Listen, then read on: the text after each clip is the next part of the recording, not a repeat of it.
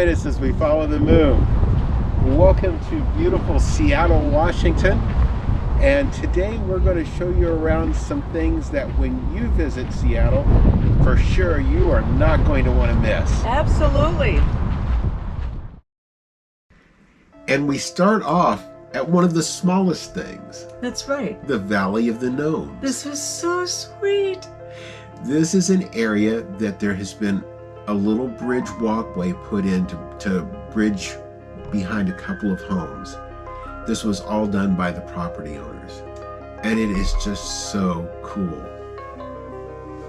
We're showing you the gnomes separate because we don't want to give away their location. Plus they move around every night, I'm sure. I'm sure. So when you visit, you'll have to go through and see how many gnomes you can find. That's right. This was so fun. We lost count, but Cathy has pictures of 51 different ones. So they're out there hiding everywhere. I think that included you.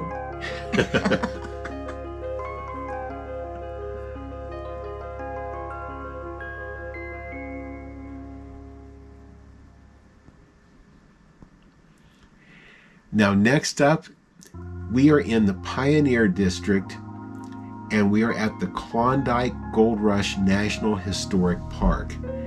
It looks like a building, it's an old hotel, but this is part of NPS. And this is all about the Klondike Gold Rush. It's 2 stories in this old restored hotel. It's a completely free attraction. It has a lot of the history of the area. You definitely won't want to miss.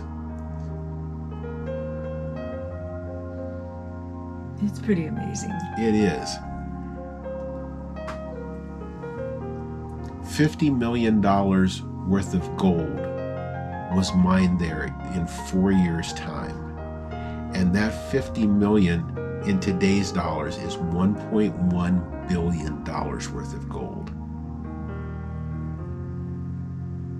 That's a lot of sparkle. Back-end parking is something that's unique too. It took us a little bit to get used to that. But this is Pioneer Square. It's a historic area, an older area. Really, really beautiful. And one thing that we found in this area was completely by accident. The Waterfall Garden Park. And this was built right here in between the buildings for the commemoration of the 100th anniversary of United Parcel Service. Very peaceful. Yeah. And you'll walk right past it if you don't know it's there. That's right. Now that white building back there in the background, in the Pioneer Square, is the Smith Tower. This is the southern bookend of Seattle.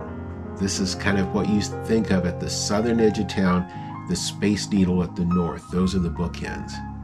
But there's interesting things to see in between. That's right. The Seattle Public Library. This is a beautiful building. Yeah. 10 stories tall. When you go in, this is what you see. Very modern inside. There's a children's area over there. You take the elevator up to the 10th floor, and this is what you see. This is their observation area.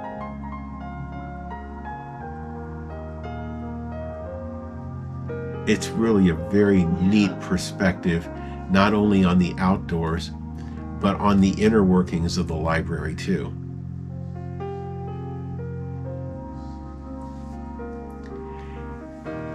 Now we're going to go up along the water, and one of the things that you'll see there is the Seattle Great Wheel. The Great Wheel is located in the piers. I believe this one is Pier 57. That goes over 100 piers down along the waterway.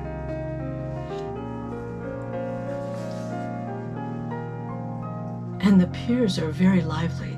Yeah, they're busy. Yeah. Their parking is a premium in Seattle, and I will say we probably spent more on parking in Seattle than any city we've been to. The Amazon spheres are in Seattle, and plan your trip better than we did. The spheres are only open Monday through Friday, but you can see the trees inside it.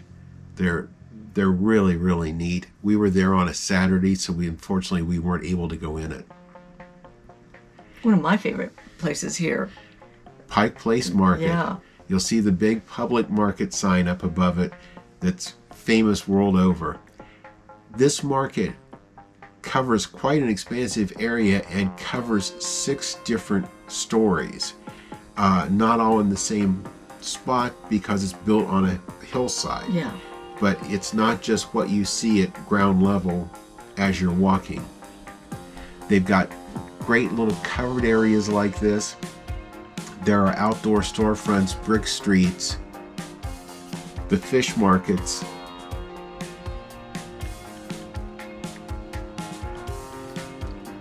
All kinds of stuff. You could easy spend a day walking around in there. This was the freshest looking produce I've seen anywhere. It was fantastic. And the city right behind it. Now, Pike Place has a few other things in there that you want to check out. This is the original Starbucks. It had like a 2-hour line to go inside, so we didn't get you pictures of the inside. But there's a Starbucks like 2 blocks away that had 4 people in line. So, and you'll see those little hoof prints. Yeah. This is Billie the Piggy Bank. He's a famous landmark there in Pike Place too. And very popular. Mm-hmm. Going down one level, you'll see the Market Theater, but this area is not famous for the Market Theater. It's famous for the gum wall. And yes, let your imagination go crazy. You can start to see it on the pole there. This alley, the gum wall, is famous, and you can see by the amount of people that are there and are taking pictures, this is a big deal. That's gum. It even strings off the windowsill there. I didn't see anybody taking anything though. Yeah. We wanted something a little bit more appetizing, so we went to the Seattle Cider Company.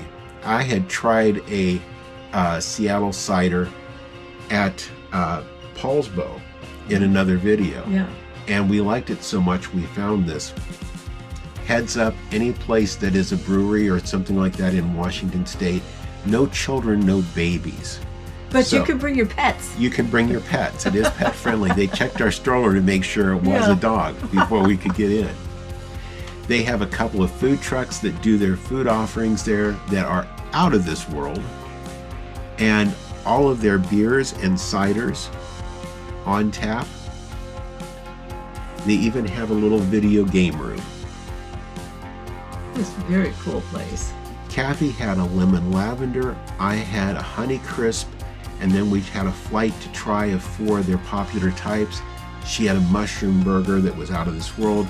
We had some onion rings and some bacon wrapped cream cheese jalapeno poppers. Fantastic food. Now we needed to walk it off. So it was off to the Olympic Sculpture Park. This was cool. And this is part of SAM, the Seattle Art Museum. That shiny chrome tree. Yeah. The red piece of artwork there is one of those things you'll see on a lot of things to do with Seattle. Very iconic to the area. But more than just that, they had some along the main walkways, some back little paths you could take to find. Mm-hmm.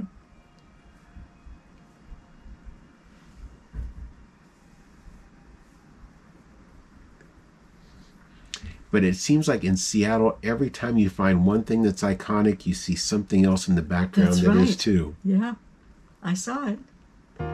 So we're going to take you to the Seattle Center.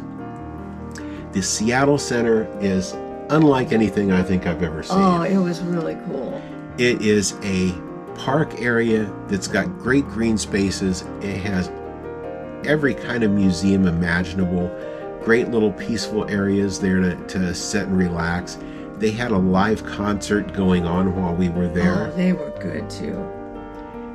So there's tons of stuff to do. Parking is at a premium, so plan for it. The Seattle Center Monorail also hubs here and runs through the entire downtown. The place was packed. I wouldn't say that this was a place you wanted to go running. Yeah. This is the Museum of Pop Culture, and it's famous on the Seattle skyline for its very unique shape and construction.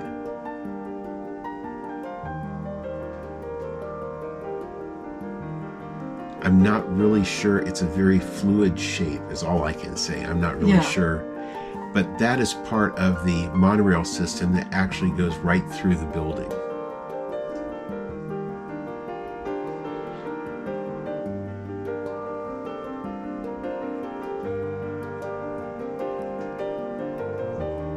What is that? Oh, look. Yeah. It keeps popping up in all these pictures. It does.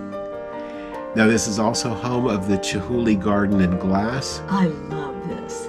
This we didn't actually have time enough to go through, but this is part of their display out in front. And There it is. there's that thing again. The Seattle Space Needle. It is also part of the Seattle Center. It is massive. And I would suggest look for tickets online. We didn't, and they were buying tickets, but the line looked like it was 2.5 hours at least to go up. So plan ahead on that one. Next time. Yep. You'll also find the International Fountain there. And I mean, people were getting down in the fountain and enjoying the water to cool off in. It was really a nice little spot. And if water wasn't your thing, they had a great play area in here. All very interactive. Next, we're going to go north a little bit in Seattle to the West Point Lighthouse. And this is an area that is parking by permit. So we kind of just had to do a real quick drive through on this because there was no parking allowed the day we were up there. It's so beautiful though. Beautiful view. Yeah. And it's really one of those classic short lighthouses that you find in the area. Now, it looks like we're just under a bridge, but we were not alone. This is the home of the Fremont Troll. Notice his left hand is on the roof of a Volkswagen Bug. He lives under the bridge. They had a contest to try and bring more notoriety to the neighborhood. 4 different ones were being considered. The Troll won. So he's now at the corner of Troll Avenue. Just to the side of him is this little troll forest. So if you're there, take a moment, walk through this. Whenever you find trolls, you always find tortoises. That's right. The Troll Knoll. One of the most unique things is Gasworks Park. This is again very iconic Seattle, and the Gasworks was the first coal gasification plant, which was a great idea, but they found it to be extremely pollutant. Yes. Yeah. They said there's like 6 layers of dirt on top of everything that was there to get rid of the contamination. This started in around 1900. I think it was built in 1906. It is a designated park. Yes. Which is interesting because they wanted it to be a park, the land to be a park in the first place. That's right. And it got changed into this gasification plant, and when all the downsides came to be of that, it became a park again. Yeah. The views are beautiful.